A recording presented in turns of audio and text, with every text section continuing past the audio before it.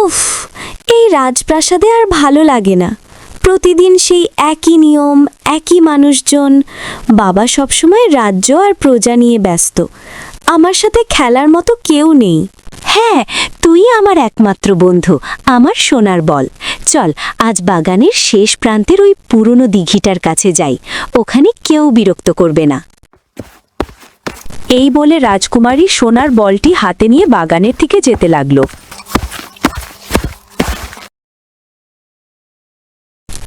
1, 2, 3। বাহ, আজ আকাশটা কত সুন্দর। না না, আমার বল, আমার সোনার বল। এখন আমি কি করব? ওটাই আমার সবচেয়ে প্রিয় খেলনা ছিল।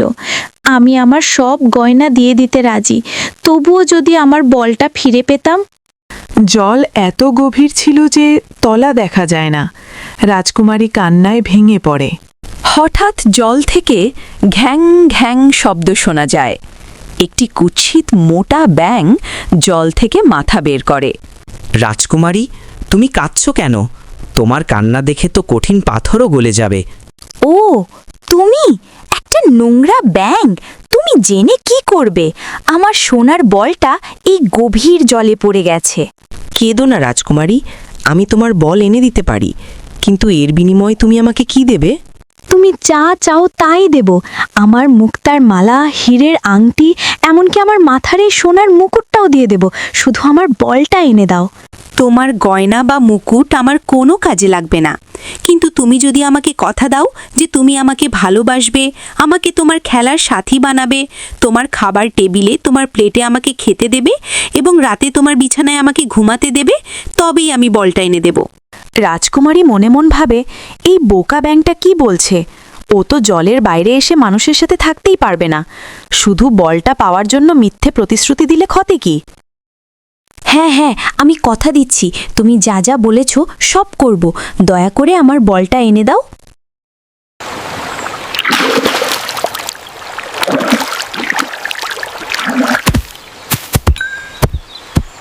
বলটি উপরে ফেলতেই রাজকুমারী বলটি ছো মেরে তুলে নেয় এবং ব্যাঙের দিকে না তাকিয়েই প্রাসাদের দিকে দৌড় দেয়। ব্যাঙ পেছন থেকে বলতে থাকে, দাঁড়াও রাজকুমারী, দাঁড়াও, আমাকে সাথে নিয়ে যাও। আমি তোমার মতো জোরে দৌড়াতে পারি না। রাজকুমারী কোনো কথা শোনে না, সে মিলিয়ে যায়। ব্যাঙটি দুঃখী মনে তাকিয়ে থাকে। রাজকুমারী, ও ছোট রাজকুমারী, দয়া করে দরজাটা খোলো। রাজকুমারী দৌড়ে গিয়ে দরজা খোলে। ব্যাঙকে দেখে সে ভয় পায় এবং ধপাস করে দরজা বন্ধ করে দেয়। সে দ্রুত আবার ফিরে আসে।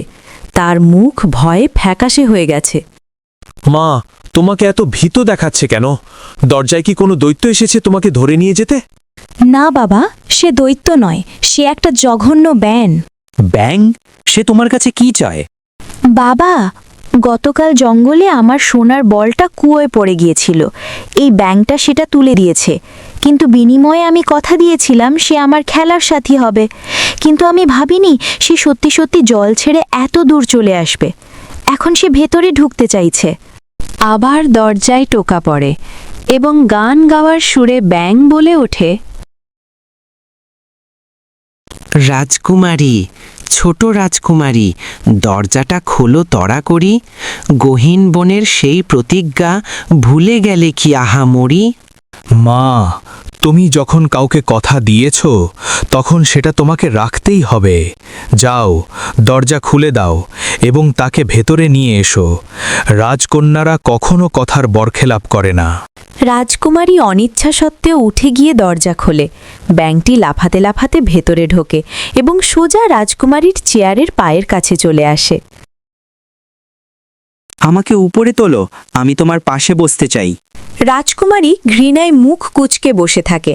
রাজা কড়া চোখে মেয়ের দিকে তাকান। রাজকুমারী খুব সাবধানে 2 আঙুল দিয়ে ব্যাঙটিকে ধরে টেবিলের উপর বসায়। আহ, খাবারটা চমৎকার, আমি পেট ভরে খেয়েছি, কিন্তু তুমি তো কিছুই খেলে না। আমার খিদে নেই, তুমি চুপ করো। আমার এখন খুব ঘুম পাচ্ছে। আমাকে তোমার ঘরে নিয়ে চলো, তোমার রেশমি বিছানায় আমরা ঘুমাবো। বাবা, ও বলছে আমার বিছানায় ঘুমাবে। একটা ঠান্ডা চটচটে ব্যাঙ আমার পরিষ্কার বিছানায়। আমি পারবো না বাবা। চুপ করো অরুণা, যে বিপদের সময় তোমাকে সাহায্য করেছে তাকে তুমি অবজ্ঞা করতে পারো না। তাকে নিয়ে যাও এবং সম্মানের সাথে রাখো।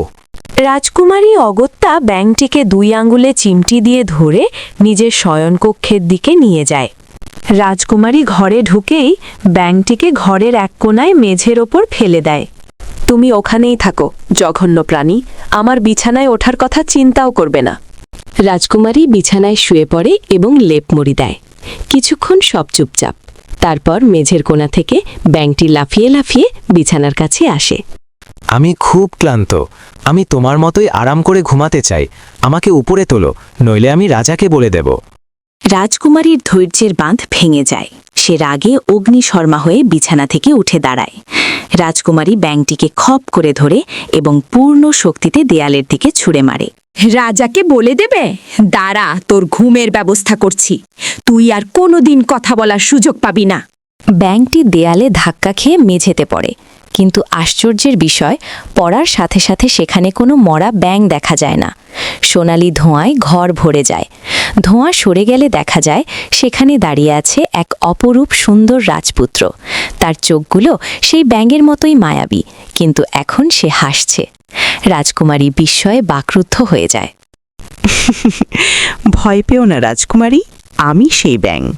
কিন্তু তুমি তো ব্যাঙ ছিলে, এটা কি করে সম্ভব? এক দুষ্টু জাদুকরী আমাকে অভিশাপ দিয়েছিল। সে আমাকে ব্যাঙ বানিয়ে রেখেছিল এবং বলেছিল যতক্ষণ না কোনো রাজকুমারী আমাকে তার ঘরে আশ্রয় দেয় এবং আমাকে তার সঙ্গ দেয়, ততক্ষণ আমি মুক্তি পাব না। তুমি ছাড়া পৃথিবীর কেউ আমাকে এই অভিশাপ থেকে বাঁচাতে পারত না। আমার ব্যবহারে হয়তো তুমি কষ্ট পেয়েছ, কিন্তু এছাড়া আমার কোনো উপায় ছিল না। তুমি কি এখন আমার বন্ধু হবে, আমার রাজ্যের রানী হবে? আমাকে ক্ষমা করো রাজকুমার, আমি তোমার সাথে খুব খারাপ ব্যবহার করেছি। আমি শুধু তোমার বাইরের রূপটাই দেখেছিলাম। আমরা আগামীকালই আমার বাবার রাজ্যে যাব। তোমরা সুখে থাকো। অরুণা, মনে রেখো, বাইরের রূপ দেখে কাউকে বিচার করতে নেই। কথার দাম সবচেয়ে বড়। ঠিক আছে, আমি মনে রাখবো বাবা। তারপর তারা বিদায় নিয়ে সেখান থেকে চলে আসে। সেই থেকে তারা সুখে শান্তিতে বাস করতে লাগল। রাজকুমারী অরুণা আর কখনো কাউকে তার বাইরের চেহারা দেখে বিচার করেনি এবং কখনো নিজের দেওয়া কথা ভাঙেনি। আর বিশ্বস্ত হেনরি তার বুক হালকা করে সারা জীবন তাদের সেবায় কাটিয়ে দিল।